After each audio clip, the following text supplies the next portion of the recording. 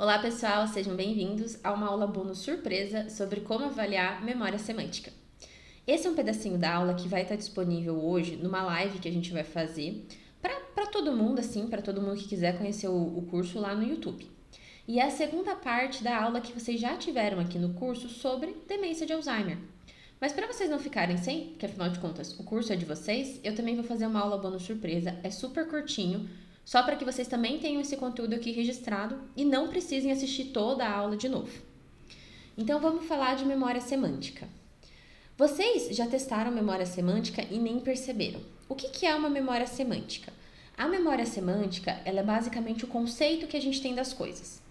Então, por exemplo, você saber que um sapato é um sapato, que um celular é um celular, você ter uma imagem representativa de cada uma das coisas que existem no mundo, incluindo animais e pessoas, e você reconhecer aos outros animais que estão no mundo, né, os outros objetos, com base naquele conceito que você tem. Basicamente o conceito de tudo que existe.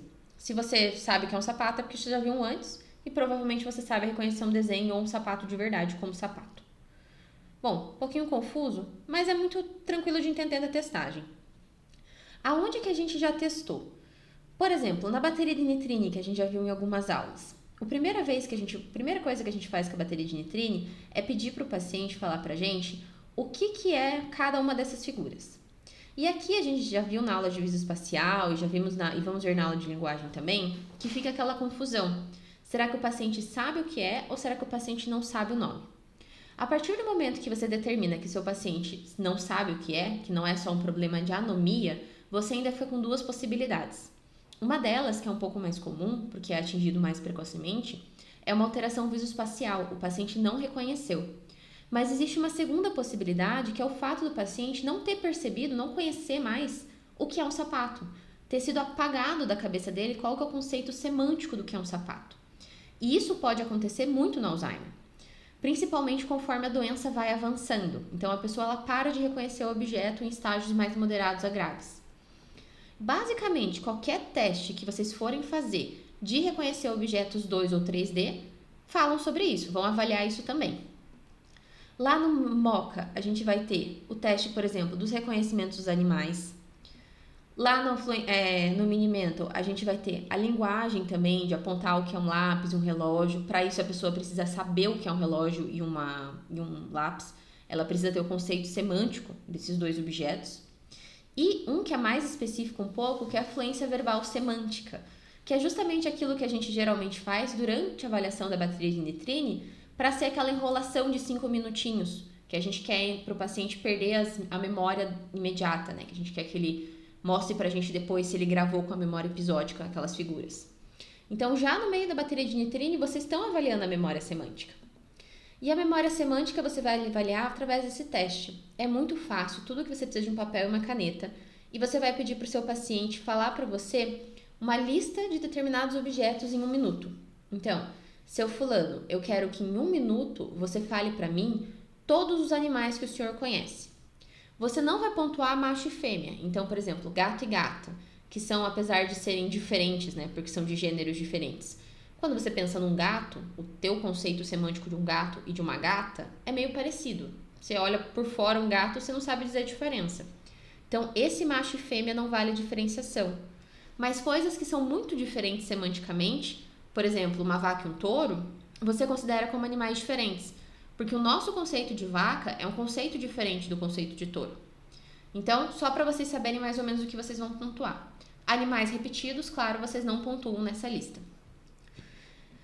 Então, vamos começar então. Vamos fazer uma fluência verbal semântica de animais com o nosso paciente. E vamos estudar 2 pacientes agora.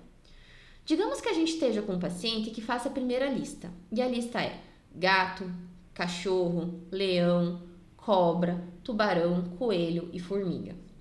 O que fica bastante claro nessa lista? Quando vocês olham para cá, o que vocês conseguem perceber? Qual que é a relação que esses animais têm entre si? Não tem relação muito, né? Eles são animais que, apesar do gato e o cachorro estarem no mesmo grupo, que é o grupo de pets, leão com cobra, tubarão com coelho, são coisas que não fazem muito sentido. Você teria que forçar muito o conceito semântico para colocar isso no mesmo saco. Isso quer dizer que esse paciente que a gente está avaliando por primeiro, ele não consegue juntar os animais em grupos. E uma palavra chique para falar que não consegue juntar em grupo é falar que não consegue reunir em cluster. Como que eu gosto de pensar isso? Então, eu gosto de pensar nisso como se fosse naqueles armários bem antigos de arquivo, que são armários que guardava papel, sabe? Que a gente guardava informações em ordem alfabética. Quando a gente pensa nisso, faz a lista verbal, a gente pensa no paciente abrindo essas gavetas e procurando os animais. Abriu a primeira gaveta, ele olhou dentro. O paciente que tem um perfil desse primeiro paciente, que responde animais que não tem nada a ver, ele abriu lá dentro e ele vai encontrar 1 ou 2 animais. Isso quer dizer que a gaveta dele, de certa forma, está mais vazia. E isso infere para a gente imagina que isso seja porque existe um déficit de memória semântica, o paciente está perdendo o conceito das coisas. Isso acontece no Alzheimer, isso é uma coisa que é uma evolução, uma perda cognitiva que a gente fala pouco, mas que faz parte desse quadro. Por outro lado, a gente pode ter um paciente com uma evolução um pouco diferente, né? A gente pode ter um paciente que tem uma fluência verbal semântica da seguinte maneira. A lista dele vai ser cachorro, gato, porquinho da Índia, calopsita, peixinho dourado, peixinho beta, coelho. Vou dar um segundo para vocês pensarem aqui que essa lista é bem diferente da primeira, né? Nessa lista, o paciente praticamente colocou tudo dentro de um mesmo grupo. Então, apesar dele ter feito menos palavras do que a gente esperaria, igual foi na primeira lista, né? Nas duas listas, nós temos menos palavras do que o gabarito confere, as duas fluências verbais estão ruins, entre aspas, essa fluência aqui não tá tão ruim assim. Por quê? Porque ele consegue juntar esses animais em grupos, existe cluster. Então, quando ele abre a gaveta dele, ele olha lá dentro e existem vários animais. Mas talvez a razão porque em 1 minuto inteiro ele só conseguiu falar 7 animais seja outra. Talvez seja porque ele não consegue pular tão rapidamente de uma gaveta para outra. Então, isso faz com que a gente imagine que esse paciente tem algum outro problema que não é a perda de conceito semântico. E esse problema pode ser, talvez, uma lentificação do pensamento? É uma possibilidade. Gente, agora então vamos finalizar. A gente viu na aula de memória, na episódica, dos testes de evocação tardia com registro, evocação, reconhecimento, que é para a gente avaliar a memória episódica. Agora, esse bônus para vocês aqui, para a gente avaliar a memória semântica, a gente tem outros testes, que são de fluência verbal semântica, teste de reconhecimentos e figuras de objeto. Então, o próprio teste da fluência verbal, que é um teste por si, avalia a memória semântica, mas o teste de reconhecimento de figuras e objetos também pode avaliar, além de alteração visoespacial, além de alteração de nomeação, uma possível alteração de perda de conceito semântico. Às vezes o paciente já não sabe mais o que é aqueles objetos. Então, pessoal, por hoje a gente vai ficar aqui. Era realmente uma aula só para a gente colocar um bônus. Se vocês tiverem algumas dúvidas, deixem aqui nos comentários ou mande no e-mail para a gente. A gente está criando também o número de WhatsApp, daqui a pouco vai estar disponível, a gente vai mandar para vocês. E qualquer coisa diferente eu fico à disposição.